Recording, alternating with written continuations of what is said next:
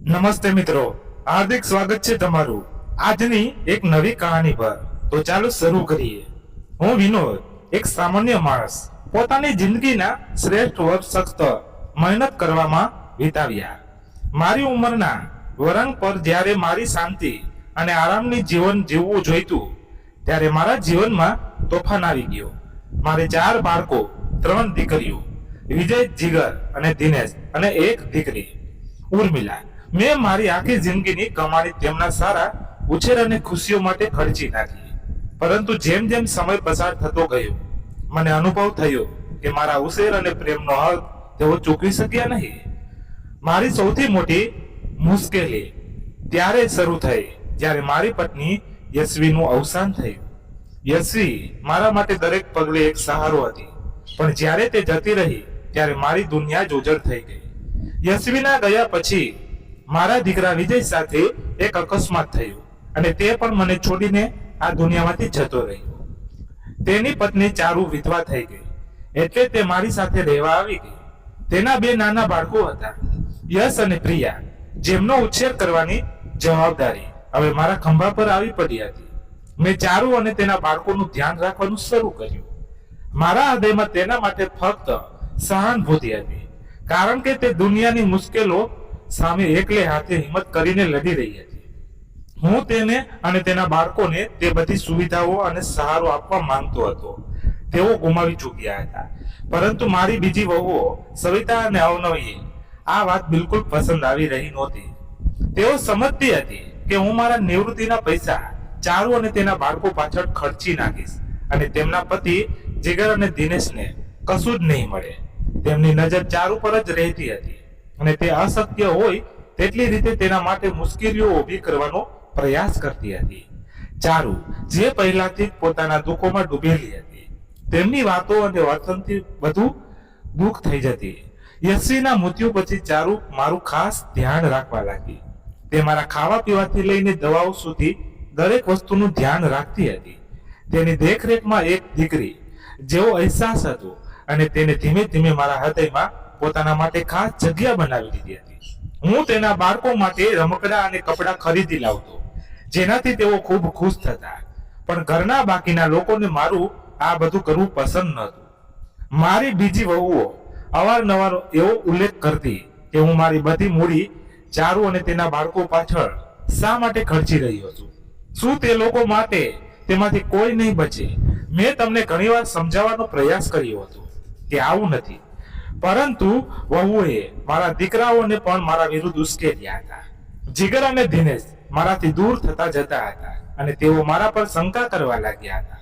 તે શંકા જે તેમની પત્નીઓએ તેમના મગજમાં નાખી હતી। એક રાત્રે જ્યારે હું મારી મુશ્કેલીને કારણે વિચારમાં બેઠો હતો, એકાએક દરવાજો ખુલ્યો અને ચારુ અંદર આવી।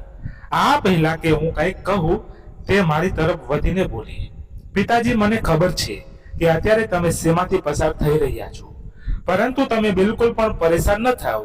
હું હંમેશા તમારી સાથે છું અને રહીશ। તેની આ વાત સાંભળીને મારા હૃદયમાં કંઈક હળવું લાગ્યું, જેમ જેમ કે કોઈ ખૂબ મોટો બોજ ઉતરી ગયો હોય। તે રાહત મારી જિંદગીમાં એક નવો વળાંક લઈને આવી।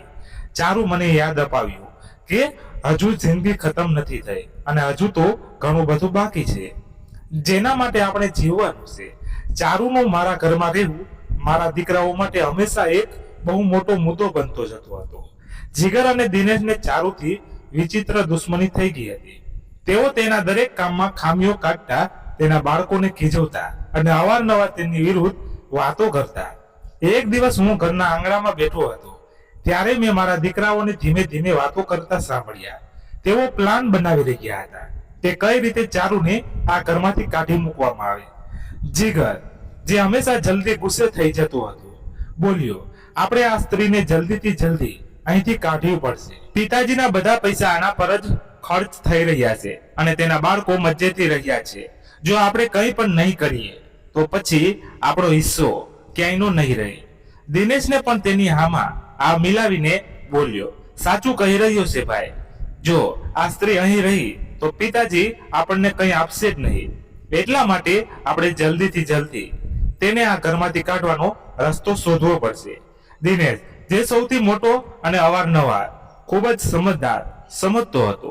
કહેવા લાગ્યો, આપણે કોઈ એવું બહાનું બનાવવું પડશે જેનાથી ચારુ પોતે જ આ ઘર છોડવા માટે મજબૂર થઈ જાય. આ બધી વાતો સાંભળીને મારું મન બેસી ગયું. મારા પોતાના જ દીકરાઓ મારી વિરુદ્ધ ષડયંત્ર રચી રહ્યા હતા અને તેનું કારણ હતી તે બિચારી વિધવા છોકરી જે પોતે એટલી મુશ્કેલીઓમાં હતી.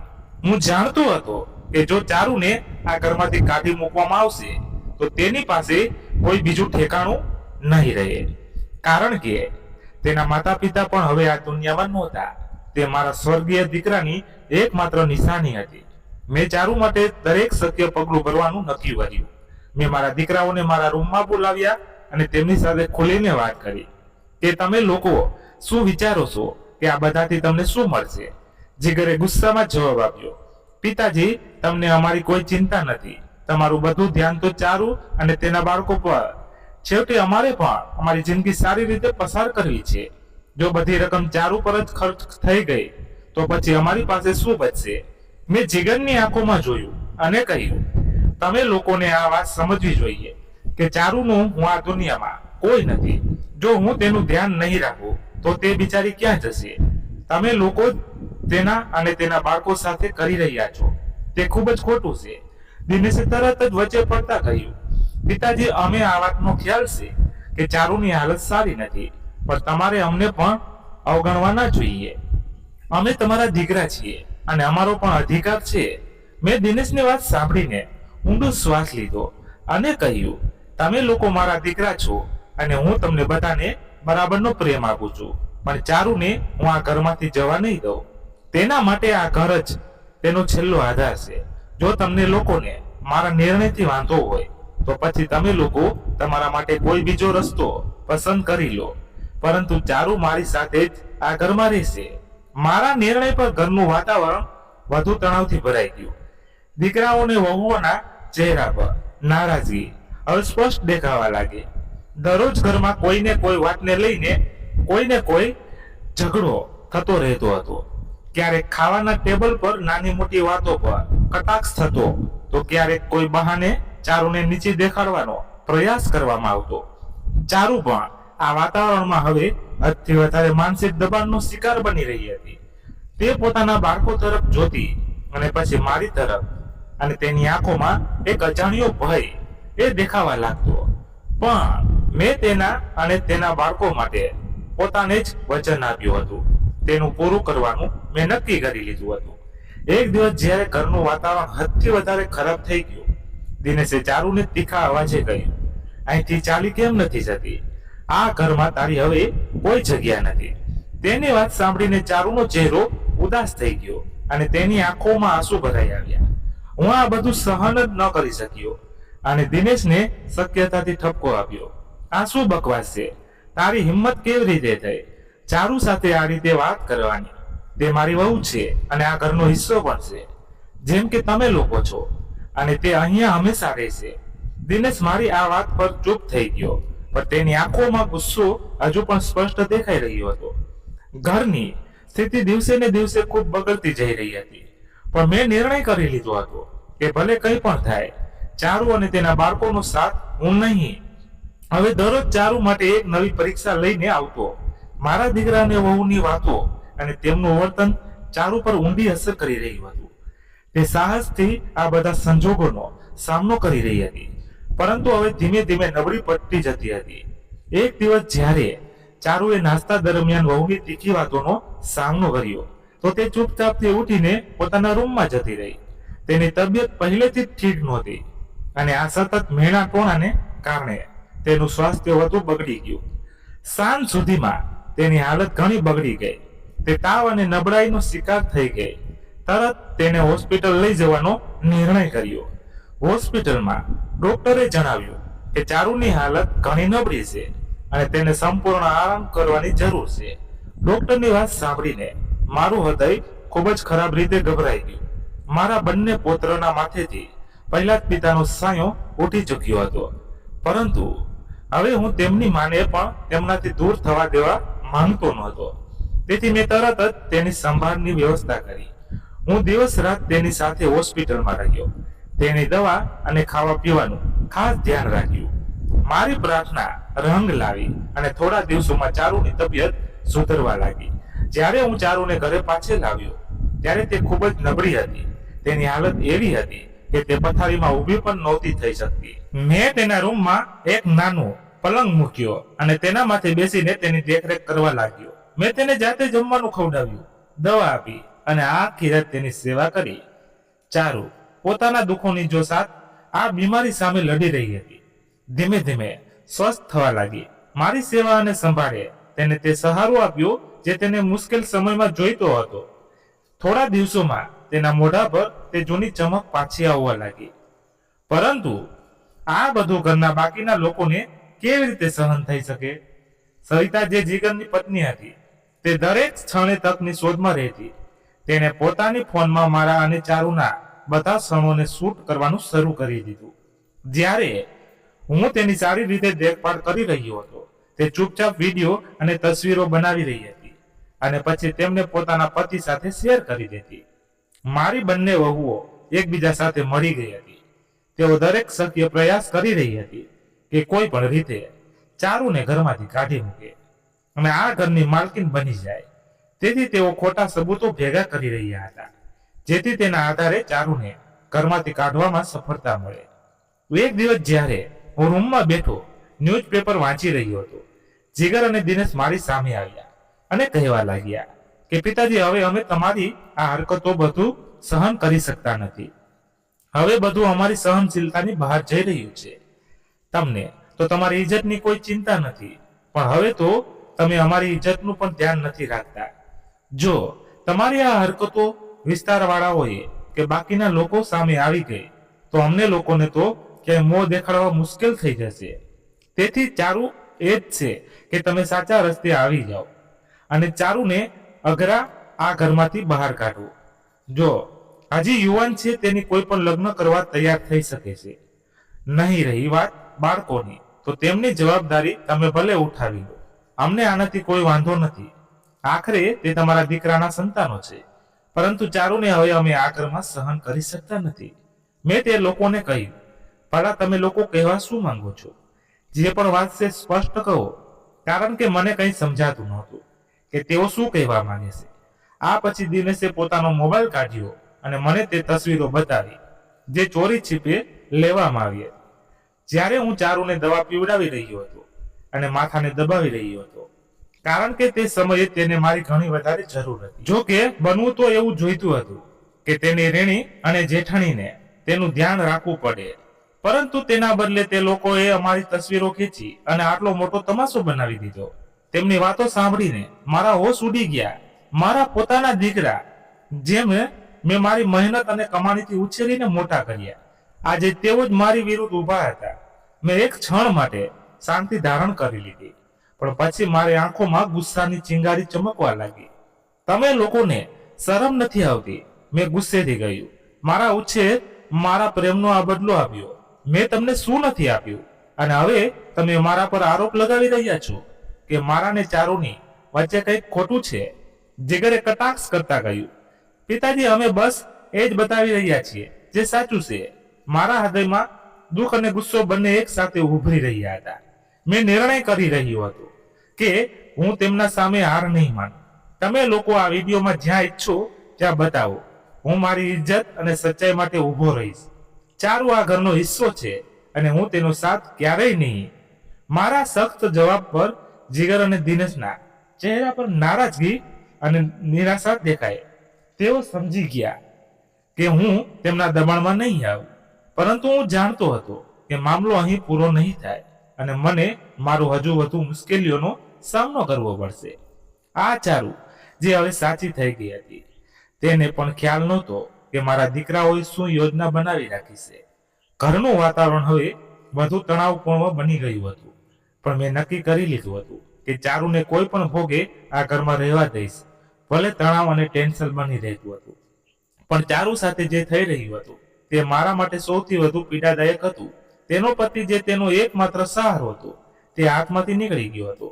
આ અકસ્માતે ચારુની જિંદગીને ઉથલપાથલ કરી નાખી. હવે તે એકલી અને બેસહારા હતી. પોતાના બાળકો સાથે એક એવા ઘરમાં રહેતી જ્યાં તેની કદર કરનાર કોઈ નહોતું. અકસ્માત પછીથી ચારુની દેરાણી અને જેઠાણી તેની સાથે ખૂબ જ ખરાબ વર્તન કરી રહી હતી. તેઓ હંમેશા એવું દર્શાવતી કે તે આ ઘર પર બોજ છે અને જો તે અહીંથી જતી રહે તો બધા માટે સારું રહેશે. પરંતુ ચારુને એ વાત સમજાતી નહોતી કે આખરે તેની સાથે આવું વર્તન શા માટે થઈ રહ્યું હતું. એક દિવસ જ્યારે હું ઘરે પાછો આવ્યો તો ચારુના રૂમમાંથી રડવાનો અવાજ આવી રહ્યો હતો. હું અંદર ગયો તો જોયું તેના હાથમાં પોતાના પતિની એક તસવીર હતી અને તે આંસુઓથી ભીંજાઈ ગઈ હતી. મેં તેને પૂછ્યું, શું થયું દીકરી, કેમ રડી રહી છો? ચારુએ કરુણ દ્રષ્ટિથી મને જોયું અને કહ્યું, પિતાજી, મને તો એવું લાગે છે કે અકસ્માત કોઈ અકસ્માત નહોતું. તેની વાત સાંભળીને મારું હૃદય ધ્રુજી ઉઠ્યું. આ શું તું કહી રહી છો? મેં પૂછ્યું તો તે કહેવા લાગી, મને ખબર નથી કેમ પણ મારા મનમાં એક વિચિત્ર ખ્યાલ આવી રહ્યો છે કે આ બધા પાછળ ચોક્કસ કોઈ ષડયંત્ર હતું. બીજા મને હંમેશા કહેતા કે તમે ખૂબ પ્રેમ કરે છે, પરંતુ જેમના છેલ્લા દિવસોમાં તે ખૂબ પરેશાન રહેતા હતા, જેમ કે તે કોઈના દબાણમાં હોય. મેં ચારુને દિલાસો આપ્યો અને કહ્યું, દીકરી, આ બધું તારો ભ્રમ છે. વિજયનું મૃત્યુ એક અકસ્માત હતું અને તેમાં કોઈ ષડયંત્ર ન હોઈ શકે. પરંતુ પછી મારા હૃદયમાં પણ શંકાની લહેર ઉઠવા લાગી. સમય પસાર થતો ગયો પણ ચારુ સાથે મારી બાકીની વહુઓનું વર્તન વધુ ખરાબ થઈ ગયું હતું.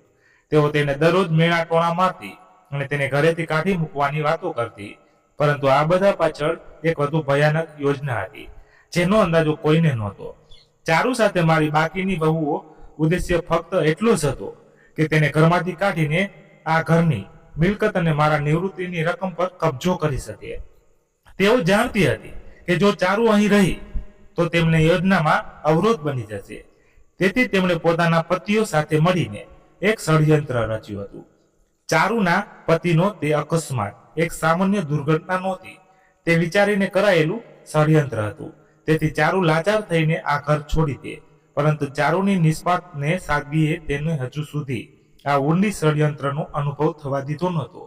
એક રાત્રે જ્યારે બધા સૂઈ રહ્યા હતા, અવની અને દિનેશ એકબીજા સાથે વાત કરી રહ્યા હતા. અવનીએ દિનેશને કહ્યું, આપણી પહેલી ષડયંત્ર સફળ થઈ ચૂકી છે, પણ હવે આપણે ખૂબ જ સાવધાનીથી કામ લેવું પડશે.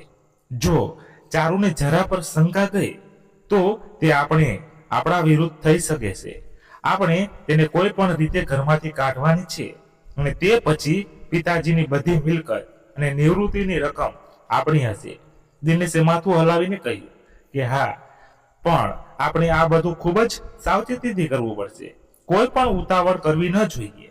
હું આ બધી વાતોને સહન અને અવગણી રહ્યો હતો, પણ ચારુ માટે આ બધું હવે સહનશીલતાની બહાર થઈ ચૂક્યું હતું. એક દિવસ જ્યારે હું ઘરે આવ્યો તો ચારુ મારી સામે આવી. તેની આંખોમાં વિચિત્ર થાક હતો. તેણે કહ્યું, પિતાજી, હું આ ઘરમાં વધુ રહી શકતી નથી. મને દરરોજ મેણા મારે છે, રોજ દુઃખ પહોંચાડવામાં આવે છે. મેં નક્કી કર્યું છે કે હું નોકરી કરીશ અને મારા બાળકોનું પેટ પોતે ભરીશ, કોઈના દયા પર આધાર રાખ્યા વગર. તેથી હવે તમે અમને આ ઘરમાંથી જવા દો. તેની વાત સાંભળીને મારું હૃદય જાણે ફાટી ગયું. મારા માટે આ સાંભળવું ખૂબ જ મુશ્કેલ હતું કે મારી વહુ, જે મારી પોતાની દીકરી જેવી હતી, આ ઘર છોડવાની વાત કરી રહી હતી. મેં કહ્યું, દીકરી, તારે ક્યાંય જવાની જરૂર નથી. આ ઘર તારું છે અને હંમેશા રહેશે. અને જો તું નોકરી કરવા માંગે છે તો હું તારી મદદ કરીશ, પણ આ ઘર છોડવાની વાત ન કર. ચારુએ મારી વાત સાંભળી, પણ તેના ચહેરા પર પરેશાની હતી. પિતાજી, હું તમારી ખૂબ ઇજ્જત કરું છું, પણ હું અહીં નથી રહી શકતી.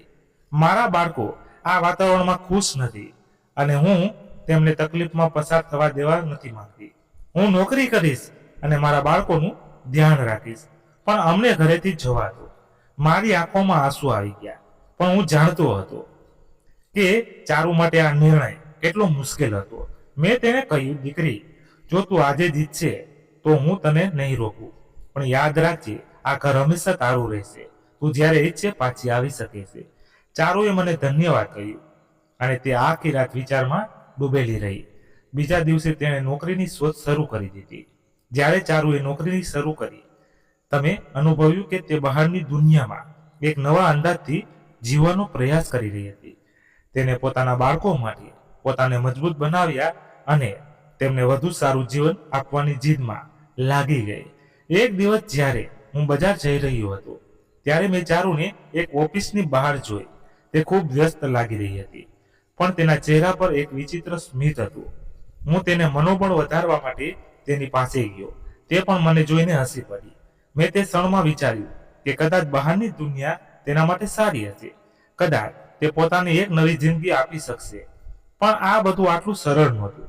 મારી વહુએ તેની વિરુદ્ધ હજુ પણ ષડયંત્રો કરી રહી હતી. હું જાણતો હતો કે તેઓ ચારુને ક્યારેય ખુશ જોવા માંગતી નથી. ઘરમાં દરરોજ એક નવું ષડયંત્ર થતી હતી.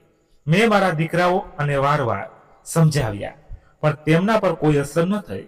તેઓ ઈચ્છતા હતા કે ચારુ ઘરેથી જતી રહે, જેથી તેઓ મારા નિવૃત્તિના પૈસા અને મિલકત પર કબજો કરી શકે. પરંતુ મેં નક્કી કરી લીધું હતું કે હું ચારુને આ રીતે હારવા નહીં દઉં. આ લડાઈમાં મેં મારા મનમાં શરૂ કરી હતી અને હવે હું તેને જીતવા માંગતો હતો. બહારની દુનિયા પણ મને મુશ્કેલીઓનો સામનો કરવો પડી રહ્યો હતો. લોકો વાતો કરતા, કેટલાક મારા બાળકો વિશે અને કેટલાક ચારુ વિશે. હું દરરોજ આ વાતોમાંથી પસાર થતો, પણ મેં ક્યારેય હિંમત હારી નહીં. હું જાણતો હતો કે સચ્ચાઈ હંમેશા જીતે છે અને મારે મારા સિદ્ધાંતો પર કાયમ રહેવું છે. મારું જીવન સાથી ચારુનું જીવન પણ એવી કથા બની ચૂકી હતી કે જે દરરોજ વધુને વધુ જટિલ બનતું જઈ રહ્યું હતું. જ્યારે ચારુએ નોકરી શરૂ કરી તો તેને લાગ્યું કે ઘરની બહારની દુનિયામાં પણ મુશ્કેલીઓ ઓછી નથી. પરંતુ એક દિવસ એવું બન્યું કે ચારુને બહારથી એક એવી સચ્ચાઈનો પતો ચાલ્યો જેણે તેની જિંદગીને હચમચાવી દીધી. ચારુ ઓફિસમાં કામ કરતી વખતે પોતાના કેટલાક સહકર્મીઓ સાથે જમી રહી હતી કે એક વાત તેના કાનમાં પડી. એક સ્ત્રી જે તેની સાથે કામ કરતી હતી તેને તેના પતિના અકસ્માત વિશે પૂછ્યું. ચારુએ દુઃખી સ્વરે કહ્યું કે મારા પતિનું અવસાન એક અકસ્માતમાં થયું હતું અને આ બધું ખૂબ અચાનક હતું. હું આજ સુધી આ સચ્ચાઈનું સપનું નથી સમજી શકી. તે સ્ત્રીએ ક્ષણ માટે મૌન ધારણ કરી પછી ધીમેથી બોલી, ચારુ, મેં કેટલાય લોકો પાસેથી સાંભળ્યું કે તે અકસ્માત પોતે થયો નહોતો. કદાચ તારા પતિના પાછળ કોઈનું ષડયંત્ર હતું. અને આ વાત સાંભળીને ચારુનું હૃદય દુઃખી થઈને રહી ગયું. તેને આશ્ચર્યથી પૂછ્યું, તું આ શું કહી રહી છે? તો તે સ્ત્રીએ વાત ચાલુ રાખી, મેં પોતે તો કંઈ જોયું નથી, પણ કેટલાક લોકોએ કહ્યું કે તારા પતિ સાથે જે થયું તે ષડયંત્ર હતું. કદાચ તારે આ વિશે વિચારવું જોઈએ. તારે જિંદગીની દોર જાણે ક્ષણભરમાં ખેંચાઈ ગઈ હતી. તે સાચું જાણવા માંગતી હતી, પણ તેના માટે શું કરવું હતું તે જાણતી નહોતી. તેને એ અનુભવ થયો કે કદાચ તેના પતિના મૃત્યુ પાછળ કોઈ એવું રહસ્ય છુપાયેલું હશે જે હજી સુધી જાણી શકાય એવું નથી. આ વાત તેના હૃદયમાં એક છરીની જેમ ઘૂસી ગઈ. તેને પોતાને મજબૂત કરવાનો નિર્ણય કર્યો કે તે સચ્ચાઈને સામે લાવશે, ભલે તેના માટે તેને કેટલી મુશ્કેલીઓનો સામનો શા માટે ન કરવો પડે. ચારુએ મારાથી આ વાત છુપાવી નહીં. એક દિવસ જ્યારે તેણે મારી સામે બેઠી હતી ત્યારે ધીમેથી કહ્યું, પિતાજી, મને શંકા છે કે મારા પતિનું મૃત્યુ કઈ અકસ્માત નહોતું. મને લાગે છે કે આ ષડયંત્ર હતું. ચારુની વાત સાંભળી પણ હું જાણતો હતો કે આ વાત કેટલી પીડાદાયક હોઈ શકે. મેં ચારુને કહ્યું, દીકરી, જો તને આવું લાગે છે તો આપણે સત્ય જાણવા માટે દરેક પ્રયાસ કરવો જોઈએ, પણ યાદ રાખજે, આ રસ્તા પર ચાલવું બહુ મુશ્કેલ હોઈ શકે છે. ચારુએ મારી વાત સાંભળીને હિંમત કરી અને પછી કહ્યું, હું તૈયાર છું પિતાજી. મારા પતિ માટે ન્યાય ઈચ્છું છું અને તેના માટે કંઈ પણ કરીશ. આ પછી ચારુએ ધીમે ધીમે સચ્ચાઈની શોધ શરૂ કરી. તેવા લોકોથી મળવા લાગી જેમણે અકસ્માત પછી કંઈક સાંભળ્યું હતું કે જોયું હતું. તે પોતાના કામ દરમિયાન પણ આ વાતોનો વિચારતી રહેતી અને રાતોને જાગીને પણ આ પર વિચાર વિમર્શ કરતી રહી. આખરે ચારુને કેટલાક એવા સબૂત મળ્યા જેમણે તેના હૃદયમાં એ વિશ્વાસ પેદા કરી દીધો કે તેના પતિનું મૃત્યુ એક ષડયંત્રનું પરિણામ હતું. તેને આ વાતને મને જણાવી અને બંને મળીને તે ષડયંત્રને પર્દાફાશ કરવાનું નક્કી કરી દીધું. આ મારા માટે ખૂબ મોટી ખુશીની વાત હતી કે અમે સફળ થતા જઈ રહ્યા હતા. તેથી મેં મારા દીકરા અને વહુઓથી કંઈ પણ છુપાવવું ઠીક ન સમજ્યું. મેં વિચાર્યું હતું કે મારા અને ચારુની જેમ બાકીના ઘરવાળાઓને પણ ખુશી થશે, પણ મારી વિચારસરણી ખોટી નીકળી. જ્યારે મેં બધા ઘરવાળાઓને જણાવી દીધું કે હવે વિજયના ગુનેગારને જલ્દી જ આપણી સામે હશે. તમારે બંને વહુઓ ચહેરા પરથી તો રંગ જ ઉડી ગયા. તેમના ચહેરા પર સફેદ પડવા લાગ્યા અને અને તેઓ બંને પોતાના હાથથી હથેળીઓ એકબીજા સામે ખસેડવા લાગી અને એકબીજા તરફ જોવા લાગી. પછી મારા બંને દીકરા મને કહેવા લાગ્યા, પિતાજી, હવે આ વાતને આટલું લાંબુ ઘસાડવાનો કોઈ ફાયદો નથી. તમે શા માટે આ બધામાં પડો છો? જેની જેટલી ઉંમર લખી હોય છે તે તેટલું જ જીવે છે. વિજયની જિંદગી પણ કદાચ આટલી જ લખાઈ હતી. તમે આ વાતોથી દૂર રહો. આમ પણ આ અકસ્માતને બનીને હવે ઘણા વર્ષો થઈ ગયા. હવે તમારા હાથમાં જેટલા પણ પુરાવા લાગ્યા છે તેનાથી પણ તમે કંઈ કરી શકશો નહીં. તેથી અમે નથી ઈચ્છતા કે તમે આ ઉંમરે વધારે ભાગદોડ કરીને આ વાતને લંબાવો. ભગવાન અમારા ભાઈને સ્વર્ગ આપે. તમે આ કિસ્સાને અહીં જ પૂરો કરી દો. દિનેશ જ્યારે આ વાત કહી તો મેં ચારુ તરફ જોયું. તેના ચહેરા પર એક હતાશા છવાઈ ગઈ, જે મને બિલકુલ પણ સારી લાગી રહી નહોતી. ચારુ કેટલી મુશ્કેલીથી અહીં સુધી પહોંચી હતી, આ વાત ફક્ત હું જ જાણતો હતો. કારણ કે ચારુની જિંદગીમાં તેના દરેક સુખ દુઃખનો સાથી ફક્ત હું જ હતો અને ફક્ત તેને હું જ સમજી શકતો હતો. બાકીના ઘરવાળા તો તેને અને તેના બાળકોથી ફક્ત પોતાનો જીવ છોડાવવા માંગતા હતા. ચારુ અને હું પુરાવા મેળવવાની શોધ ચાલુ રાખ્યા હતા. એ થોડા દિવસો પસાર થતા જ જ્યારે હું અને ચારુ રૂમમાં કેસ પર વાત કરી રહ્યા હતા તો રૂમના દરવાજા પર ટકોરા પડ્યા.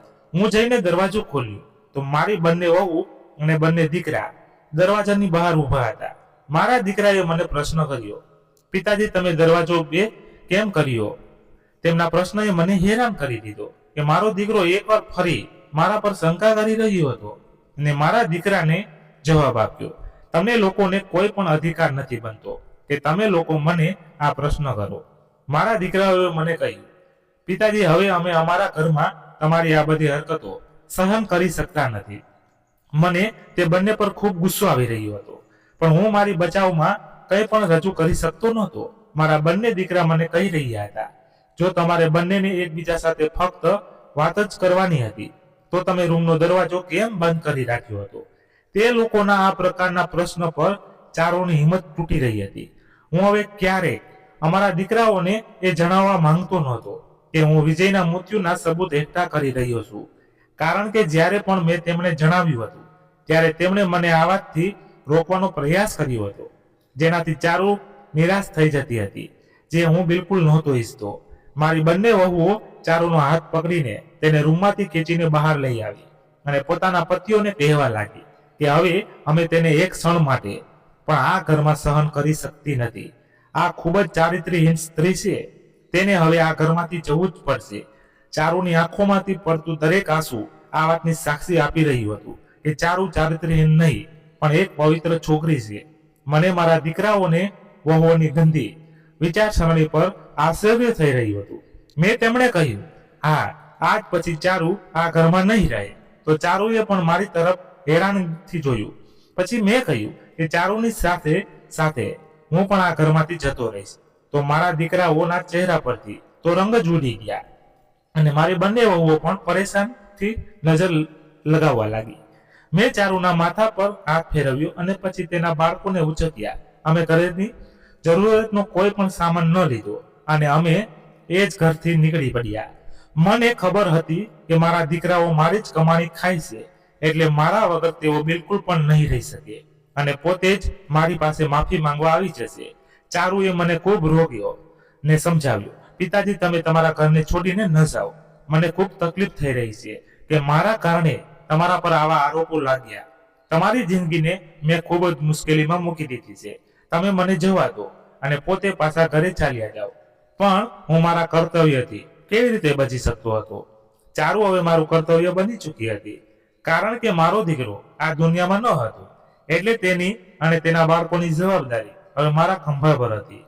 હું મારી આખી જિંદગી દરેક જવાબદારી નિભાવતો આવ્યો હતો, તો પછી આ જવાબદારીથી કેવી રીતે પાછળ હટી શકતો હતો? ત્યારે ચારુનો આ દુનિયામાં હવે હું જ એકમાત્ર આધાર હતો. મેં એક ભાડાનું મકાન લીધું, જ્યાં હું અને ચારુ તેના બાળકો સાથે રહેવા લાગ્યા. થોડા દિવસો પસાર થયા હતા કે જીગર અને દિનેશ બંને મારી પાસે માફી માંગવા આવી ગયા. હું સારી રીતે સમજતો હતો તેઓ શા માટે માફી માંગવા આવ્યા હતા. તેમને મારાથી નહીં પણ મારા પૈસાથી પ્રેમ હતો. હું તેમનો બાપ હતો, પણ તેમણે પોતાની પત્નીઓના કહેવા પર મારા પર જે ગંદા આરોપ લગાવ્યા હતા તે હું ક્યારે ભૂલી શકતો નથી. તેમણે મને ખૂબ ખરાબ રીતે અપમાનિત કર્યો અને આ પણ ક્યારે ભૂલી શકતો નથી. તેમણે મને ખૂબ જ ખરાબ રીતે અપમાનિત કર્યો અને આ પણ હું ક્યારે ભૂલાવી શકાય તેમ નહોતું.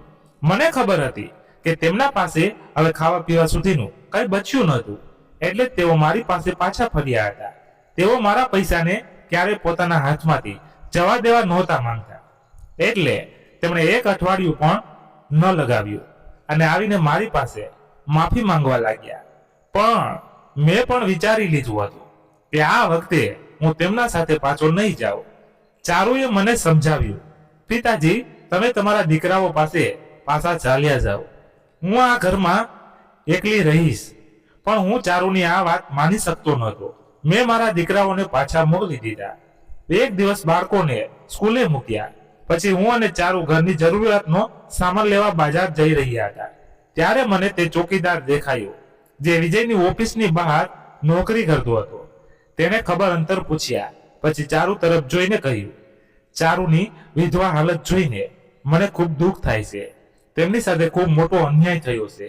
પછી તે મને કહેવા લાગ્યો કે વિનોદભાઈ સાહેબ, તમે ખૂબ મોટી ભૂલ કરી દીધી. વિજયના દોષીને સજા અપાવવા માટે તમે જરા પણ પ્રયત્ન ન કર્યો. તેઓ તો આ શહેરના કુખ્યાત ગુંડા હતા જે થોડા પૈસા માટે કંઈ પણ કરી શકતા હતા. તો તમને પોલીસ સ્ટેશને લઈ જાઓ તો તેઓ તરત જ ગુનો સ્વીકારી લે અને તમને તે માણસ સુધી પણ પહોંચાડી દે જેને આ બધું કરાવ્યું હતું. પરંતુ તમે બધું અકસ્માતને માનીને ચૂપ રહી ગયા. આ એક અકસ્માત નહોતો. મેં તેને બધી વાતો સાંભળીને કહ્યું, તે વખતે તમે ચૂપ કેમ હતા?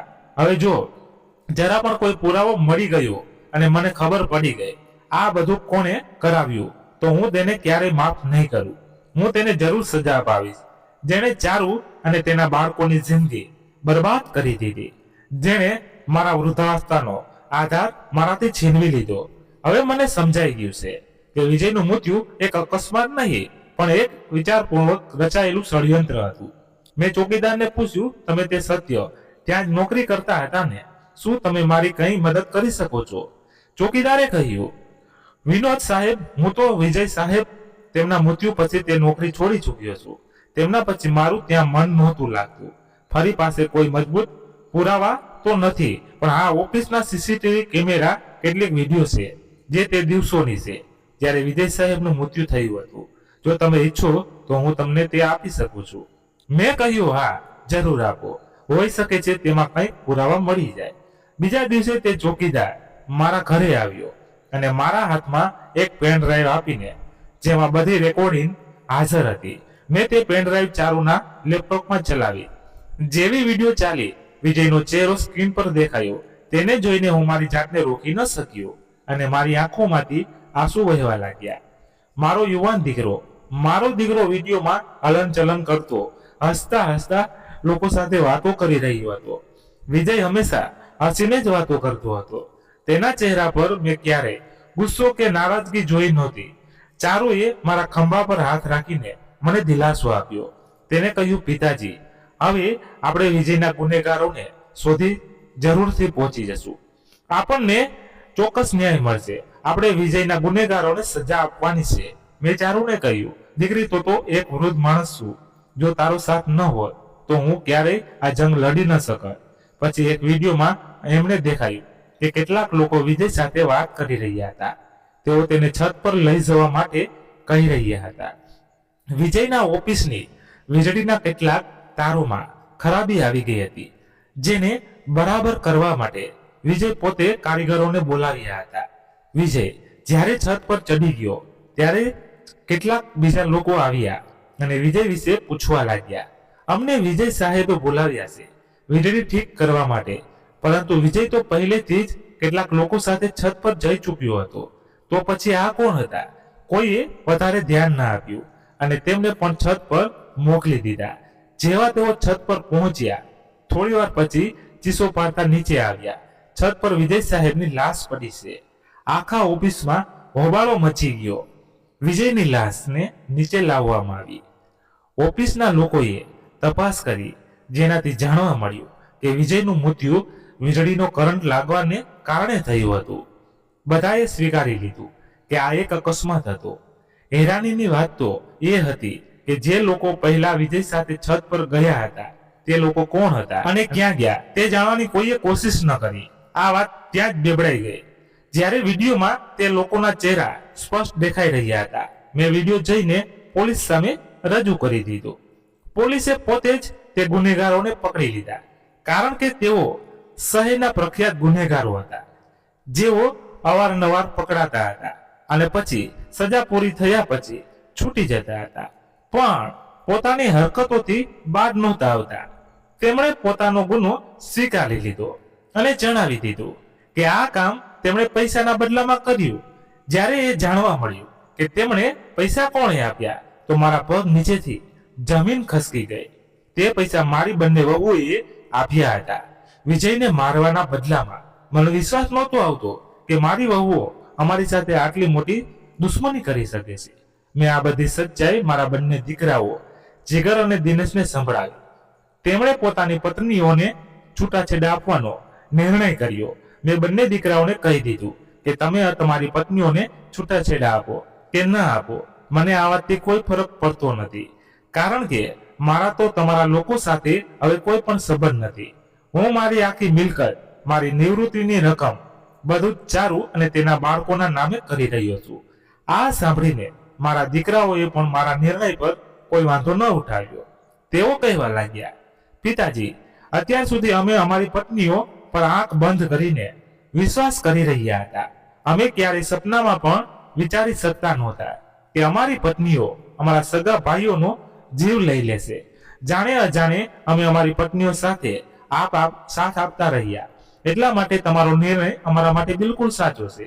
હવે અમે અમારી પત્નીઓને તેમના ફરીથી સજા કોઈ પણ ભોગે અપાવીશું અને અમારા ભાઈને ન્યાય અપાવીશું. તેઓ આગળ કેવા લાગ્યા, પિતાજી, હવે અમે ના તો દોલત જોઈએ અને ના જ મિલકત. બસ તમે અમને છોડીને ના જાઓ અને હંમેશા અમારી સાથે રહો. કૃપા કરીને અમને માફ કરી દો. તેમણે ચારુથી પણ માફી માંગી અને કહ્યું કે અમારી પત્નીઓ અમને તમારી વિરુદ્ધ ભડકાવતી રહી. અમારા હૃદયમાં પૈસાનો લાલચ મળતો રહ્યો. તેઓ અમારા હૃદયમાં પિતાજી પ્રત્યે નફરત પેદા કરતી રહી. આ જ કારણથી અમે પિતાજીને અપમાનિત કરતા હતા અને તેમની કોઈ વાત માનતા નહોતા. કૃપા કરીને અમને માફ કરી દો અને અમારી સાથે ચાલીને પોતાના ઘરમાં રહો. જ્યારે મેં મારા દીકરાઓને પશ્ચાતાપથી આગમાં સળગતા જોયા તો મેં પણ તેમને માફ કરી દીધા, કારણ કે આ સમયે તેઓ સંપૂર્ણપણે ખોટા નહોતા. તેઓ ફક્ત ભડકાવવામાં આવી ગયા હતા. જો તેમને આ વાતનો જરા પણ ખ્યાલ હોત કે તેમની પત્નીઓ તેમની સાથે કોઈ રમત રમી રહી છે અને કયો ગુનો કરવા જઈ રહી છે, તો તેઓ આ સમયે તેમનો સાથ ક્યારેય ન આપત. મને મારા દીકરાઓ ઉપર પૂરો વિશ્વાસ હતો કે ભાઈ, ભલે તેમના મનમાં પૈસાનો કેટલો પણ લોભ હોય, પણ તેઓ એટલા નીચ નથી પડી શકતા કે તેમના પોતાના સગાના ભાઈને જીવ લઈ લે. પોતાના ભડકાવવામાં આવીને તેઓ ફક્ત ધોકો ખાઈ ગયા હતા. વાસ્તવિકતા સચ્ચાઈ તેમને નહોતી ખબર, એટલે મેં મારા દીકરાઓને માફ કરી દીધા. પછી પોલીસે અમારી બંને વહુઓને પકડીને લઈ ગઈ અને અદાલતે બીજાના ગુનેગારોને સજા સંભળાવી. હું અને ચારુ હવે ખૂબ ખુશ હતા, કારણ કે અમને અમારા હેતુમાં સફળતા મળી ચૂકી હતી અને મારા સ્વર્ગીય દીકરાને ન્યાય મળ્યો હતો. ચારુના ચહેરા પર હવે દરેક વખતે એક શાંતિ નજર આવતી હતી, જે વિજયના ગુનેગારોને સજા અપાવ્યા પછી આવી હતી. ચારુ અને તેના બાળકોને જોઈને હવે હું પણ ખૂબ ખુશ હતો. તો મિત્રો, કહાની અહીંયા સમાપ્ત થાય છે. તમને કેવી લાગી કોમેન્ટમાં જરૂર કહેજો અને કહાની ગમી હોય તો એક લાઈક કરી મિત્રો સાથે શેર કરજો અને આવી જ નવી કહાની સાંભળવા માટે અટાણે જ આપણી આ ચેનલને સબસ્ક્રાઇબ કરી દેજો. Thank you. તો ફરી મળીએ એક નવી કહાની સાથે. ત્યાં સુધી તમારા મિત્રો સાથે મસ્ત રહો. બાય. મિત્રો, આમાં કોઈ ભૂલો થઈ હોય તો પણ ચોક્કસ કોમેન્ટ બોક્સમાં જણાવજો, એટલે આગળની વાર્તા લાવીએ એમાં અમે ભૂલો કરતા પહેલા ચકાસી શકીએ, તો અમને પણ ખબર પડે કે અમારી ભૂલો અમારી વાર્તામાં થાય છે. તો ચોક્કસ મિત્રો કોમેન્ટ કરતા રહેજો, એટલે અમને અમારી ભૂલ સુધારવાનો મોકો મળે. Thank you.